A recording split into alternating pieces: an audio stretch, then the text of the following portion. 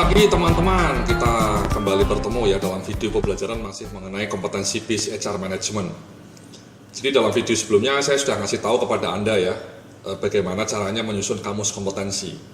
Ya, kamus kompetensi baik untuk kompetensi manajerial maupun kompetensi teknis. Jadi contohnya seperti ini ya, saya sudah kasih contoh kompetensi manajerial, bagaimana menyusun narasinya, bagaimana menyusun level kecakapannya, ya, baik kompetensi manajerial maupun kompetensi teknis untuk SDM dan untuk keuangan. Jadi ini adalah contoh-contohnya ya. Kalau Anda mau mendapatkan contoh kamus kompetensi yang lebih lengkap, Anda bisa datang ke www.pakarkinerja.com. Ya, ini website saya juga. Jadi,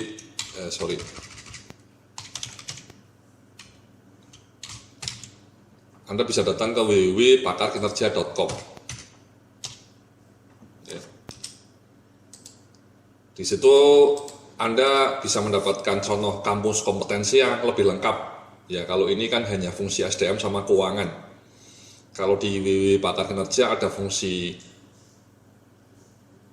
IT, kemudian fungsi warehouse, ya, maintenance atau pemeliharaan dan seterusnya. Anda bisa cek langsung ya, silahkan saja datang ke www.pakarkinerja.com. Ya, jadi kembali ya, setelah Anda menyusun kamus ini, yang langkah berikutnya yang juga sangat krusial Mas, yakni Anda menentukan apa yang saya sebut sebagai kebutuhan kompetensi jabatan. Jadi setelah Anda menyusun kamus ini lengkap untuk semua posisi ya, maupun kompetensi manajerial maupun kompetensi teknis, posisi SDM, posisi marketing, posisi financial, posisi produksi. Setelah ketemu level kecakapannya semuanya, kemudian yang tidak kalah penting Anda menyusun apa yang saya sebut sebagai kebutuhan kompetensi jabatan. Ini contohnya seperti ini Mas. Nah ini Mas, ini namanya matriks kebutuhan level kompetensi per posisi atau bahasa lainnya kebutuhan kompetensi jabatan atau KKJ. Ya. Nah ini Anda sebutkan kompetensi teknisnya apa saja. Ya. Ada kompetensi teknis administrasi SDM, pengembangan SDM, manajemen kinerja, manajemen remunerasi, hubungan industrial dan seterusnya, security management. Ya ini contoh saja Mas ya. Administrasi perkantoran. Ini industri di perusahaan Anda ya, aspek legal industri, ya, aspek legal, misalnya Anda industri perbankan ya, legalitas perbankan. Kalau Anda kerja di perusahaan manufacturing ya, industri manufacturing. Kalau Anda perkebunan ya, industri perkebunan. Nah setelah Anda mencantumkan kompetensi teknisnya di sisi sini ya, jenis-jenis kompetensi teknisnya, sekali lagi nih kompetensi ininya harus semua ada kamus kompetensinya Mas. Ya, harus ada kamus kompetensinya semua. Harus ada kamus kompetensi seperti ini ya. Ini kebetulan kan sudah ada ya, administrasi SDM sudah ada, pengembangan SDM tadi sudah ada kamusnya, manajemen kinerja dan seterusnya. Kalau untuk kamus kompetensinya memang kita hanya fokus di SDM Mas ya, kamus kompetensinya ya. Nah kemudian setelah itu Anda cantumkan posisi di perusahaan Anda, manajer SDM dan umum, asmen legal dan umum, asmen pengembangan SDM, staf umum dan legal, dan fresh grade misalnya, fresh graduate. Nah kemudian Anda cantumkan level kecakapan yang dibutuhkan. Misalnya untuk menjadi seorang manajer SDM dan umum, Anda harus levelnya itu untuk pengembangan SDM-nya level kecakapannya 5, manajemen kinerjanya kecakapannya 5. Hubungan industrialnya 5, legal industrinya 5. Karena ini kebetulan contohnya perusahaannya ini manajer SDM-nya menangani juga masalah umum ya. Umum itu membawai aspek legal juga. Sementara kalau aspek pengembangan SDM misalnya, administrasi SDM-nya cukup 3, tapi pengembangan SDM-nya levelnya syaratnya 5. Manajemen kinerjanya 5, remunerasi 3 dan seterusnya. Untuk SDM misalnya dia harus tahu administrasi SDM-nya levelnya 3 itu kecakapan standar Mas ya. Untuk community development dan legal tidak perlu zero ya, tidak dibutuhkan artinya, tidak perlu menguasai kompetensi itu. Kemudian kalau fresh graduate ya harus menguasai level 3 semua. Ya. Kalau misalnya fresh graduate-nya mau ditaruh di SDM, ya mungkin di level di kompetensi yang jenis SDM saja Mas ya. Tapi kalau misalnya fresh graduate-nya orang sarjana hukum mau ditempatkan di bagian legal, ya ini. Ya ini artinya fresh graduate-nya itu kenapa 3 semua karena asumsinya dari semua jurusan. Tapi kalau kemudian sudah dijuruskan dia nanti masuknya sebagai staf SDM ya cukup menguasai yang ini. Kalau dia fresh graduate-nya orang sarjana hukum ya menguasai yang ini. Ini namanya kebutuhan kompetensi jabatan Mas. Jadi angka-angka ini hanya akan punya makna kalau Anda sudah punya kamus kompetensi tadi. Sudah punya kamus ini Mas. Ya. Jadi Anda tahu 3 itu levelnya apa, 4 itu apa levelnya, 5 itu apa kecakapannya. Anda masukkan di sini. Ya, ini untuk kompetensi fungsional Mas. Mbak-mbak ya. Demikian juga Anda harus menyusun untuk kompetensi manajerial. Kan tadi manajerialnya sudah ada kamusnya semua Mas ya, sudah saya susun. Anda bisa download nanti ini. Sudah ada kecakapannya semua juga. Nah, cantumkanlah di sini ya jenis-jenis kompetensinya. Kemudian ditaruh kebutuhan kompetensi jabatannya. Kalau manajer semua minimal harus 5.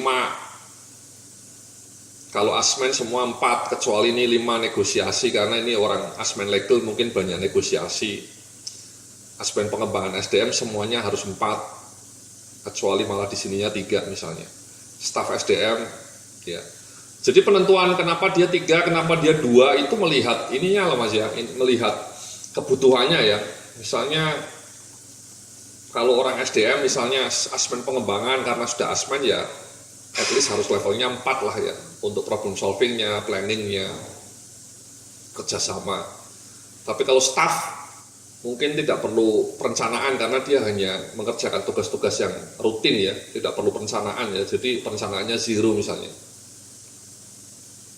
Atau tidak perlu leadership ya Mas ya, 0 karena dia tidak punya anak buah misalnya. Mentoring skill juga 0 karena dia tidak punya anak buah. Sementara asmen pengembangan minimal nilainya 4 ya, problem solvingnya juga 4, leadershipnya juga 4.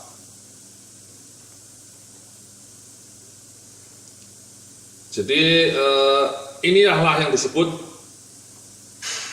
level kebutuhan kompetensi perjabatan Mas, baik di kompetensi manajerial maupun kompetensi fungsional. Ini kunci nih Mas. Jadi ini matriks ini kunci karena inilah yang akan kita pegang sebagai acuan untuk penerapan di fungsi-fungsi lainnya.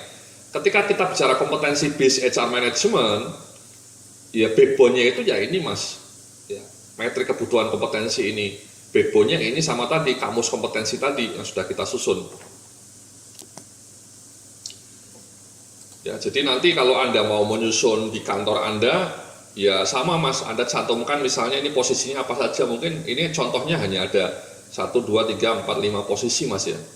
Di kantor Anda mungkin posisinya ada sampai 30 atau 100 misalnya, ya Anda bikin. Ya ini contoh keuangan SDM, keuangan juga sudah saya kasih contoh nih Mas, keuangan. Ya, ada manajer keuangan, manajer pengadaan, manajer business development, asmen keuangan, asmen pengadaan, staf keuangan, staf pengadaan. Ini kompetensinya, ya, kompetensinya. Misalnya untuk manajemen keuangan, ya manajer keuangan minimal harus 5 lah, ya. Tapi kalau untuk warehouse management mungkin tidak perlu, cukup 2, logistik management cukup 2, pengembangan SDM oke lah perlu 3. Ya. Ini pembelian Mas ya, procurement istilahnya. Pembelian TPS, pembelian procurement. Pembelian bahan baku maksud saya. Sama misalnya manajer business and development perlu tahu mengenai administrasi perkantoran levelnya 4. tapi dia tidak perlu bicara mengenai bahan baku, karena business development kan lebih banyak ekspansi Mas ya, tidak perlu tahu mengenai bahan baku.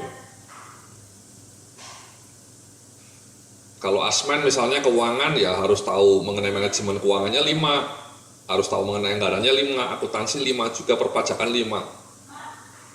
Tapi tidak perlu tahu mengenai procurement, tidak perlu tahu mengenai warehouse atau logistik. Jadi ini naruh standar ini memang harus diskusi juga Mas ya, diskusi dengan tim Anda supaya pas. Ini untuk keuangan, business development, dan tata usaha. Manajerialnya juga sama Mas ya. Ini sudah saya kasih manajerialnya, ini skalanya sama dengan yang SDM tadi. Ya. Jadi sama dengan yang SDM tadi. Jadi itulah Mas ya. Jadi langkah pertama ketika kita mau menyusun kompetensi business HR management, sekali lagi harus menyusun kompetensi kamusnya, baik manajerial maupun kamus kompetensi manajerial maupun kamus kompetensi fungsional. Ya, setelah kita punya kamusnya, ada skala kecakapannya, disusun matriks seperti ini. Ya, ada kecakapan ahli, kecakapan lanjutan, kecakapan standar. Ini syarat Mas. Jadi syarat ketika Anda mau menjadi asmen pengembangan SDM, syarat kompetensinya ini. Itulah yang nanti akan jadi pegangan, jadi fondasi ketika kita mau melakukan rekrutmen, ketika kita mau melakukan career development atau promosi dan seterusnya. Jadi ini sama Mas, ini bisa Anda download nanti ya filenya ya, file Excel ini bisa Anda download ya, bisa Anda gunakan sebagai contoh. Ya, jadi terima kasih, nanti kita akan lanjutkan dalam video berikutnya. Salam sukses, penuh keberkahan.